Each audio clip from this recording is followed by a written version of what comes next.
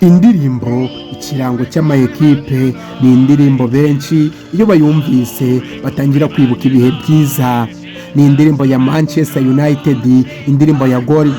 Iyi ntabwo ariyo tugiye kugarukaho, ahubwo nigiye kudutangirira mu kiganiro kugira ngo tugende dusobanukirwa byinshi ku rugendo amateka y'ikipe ya Manchester United kuva yashingwa kugeza ubu ngubu. Tumenye byinshi yagiye ikora cyane kuri uyu mubumbe. Ni ikipe ya Manchester United yatwaye ibikombe bigiye bitandukanye kuri uyu mubumbe, yatwaye ibikombe bitandukanye ku isi. Ni ikipe ikomeye cyane, ni ikipe abakunzi bayo iyo bayibutse abakanyujijeho bakibuka ibihe byiza bagiranye n'iyi ekipe, batangira kumva badogereye, bakumva batangiye kuribwa mu nda bitewe n'uko ikipe yabo United kuva yashingwa kugeza ubu ngubu. Tumenye byinshi yagiye ikora cyane kuri uyu mubumbe. Ni ikipe ya Manchester United yatwaye ibikombe bigiye bitandukanye kuri uyu mubumbe, yatwaye ibikombe bitandukanye ku isi. Ni ikipe ikomeye cyane, ni ikipe abakunzi bayo iyo bayibutse abakanyujijeho bakibuka ibihe byiza bagiranye n'iyi ekipe, batangira kumva badogereye, bakumva batangiye kuribwa mu nda bitewe n'uko ikipe yabo magingo itagikora ibikorwa ndetse n'ibitendo yakoraga. Nyemerera twinjire neza mu mateka y'ikipe ya Manchester United. Ndabizi neza yuko iyi kipe ya Manchester United ifite abakunzi benshi hano mu Rwanda. Reka turebe byinshi ku mateka y'ikipe ya Manchester United.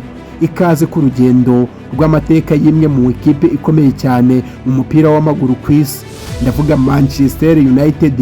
Iyi ni Yoshida Movie Rwanda, nguhaye ikaze.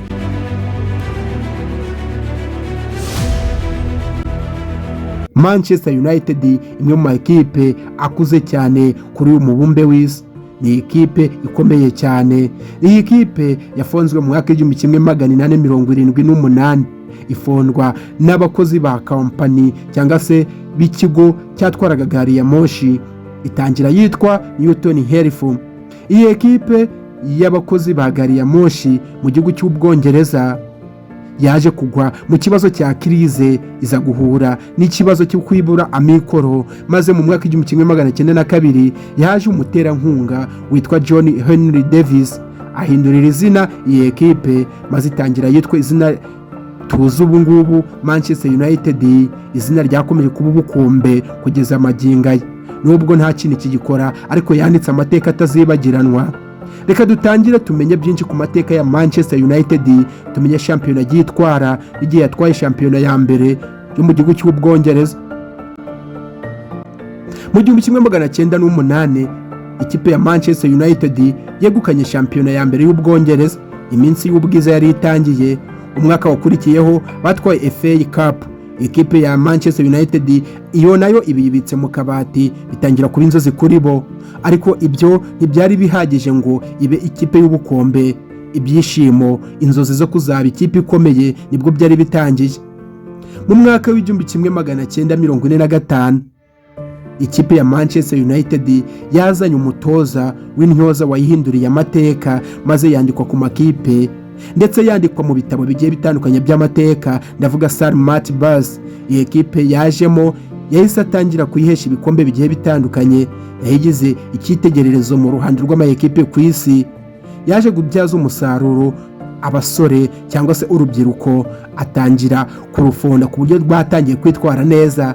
Bitangira iyi ekipe bayita Base Babies bitewe n'uko yakinagamo abana bakiri bato cyane. Ariko mu mwaka w'1958 impanuka y'indege yabereye i Munich mu gihugu cy'Ubudage yahinduye amateka y'ikipe ya Manchester United, maze isubira inyuma, ariko ntago yatinzeyo cyane. Yatwaye abakinnyi bagera ku 8 b'ingenzi bapfiriye muri iyi mpanuka, maze ikipe ya Manchester United igikuba kiba kiracitse mu gihugu cy'Ubwongereza ndetse n'abakunzi bayo b'ikipe ya Manchester United akababaro kaba kose. Gusa ntiyaheranyenwa n'agahinda. Ikipe ya Manchester United ntiyacitse intege. Mu mwaka w'1968 Sir Matt Buzz yagarukanye intsinzi, batangira batwara Champions League. Mu UEFA Champions League biba ubwa mbere ikipe yo mu Bwongereza itwaye iri rushanwa.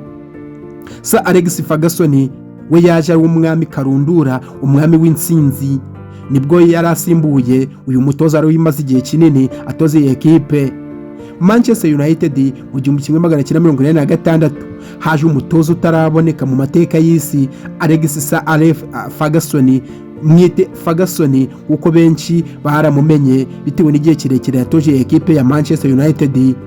Nubwo yatangiye gutoza ekipe ya Manchester United bigoranye, iyi ekipe yatangiye yihesha ibikombe bigiye bitandukanye, nkaho mu mwaka w'igihumbi 1999 yakoze ibyo benshi bise igitangaza.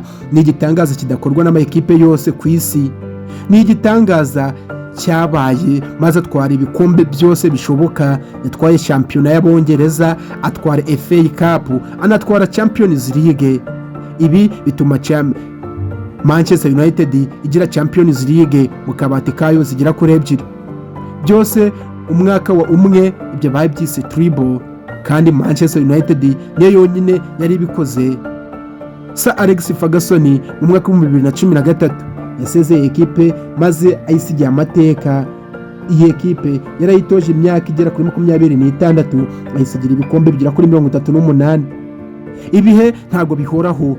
Alex Ferguson nyuma yo kuva mu gutoza ikipe ya Manchester United, abatoza baraje barahinduranya. Haje abatoza bagiye batandukanye, harimo David Moyes, Louis van Gaal, Jose Mourinho n'abandi.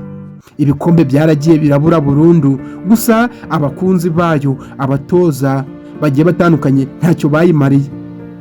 Abafana be batangiye kuyivaho, ariko mu mwaka wa 2017 yatwaye irushanwa rya UEFA Europa League, maze abafana batangira kubagarura, akanyamuneza kabo karatashye mu ikipe ya Manchester United. Hari abakinnyi babaye indashyikirwa bakiniye ikipe ya Manchester United batazibagiranwa mu mateka y'ikipe ya Manchester United.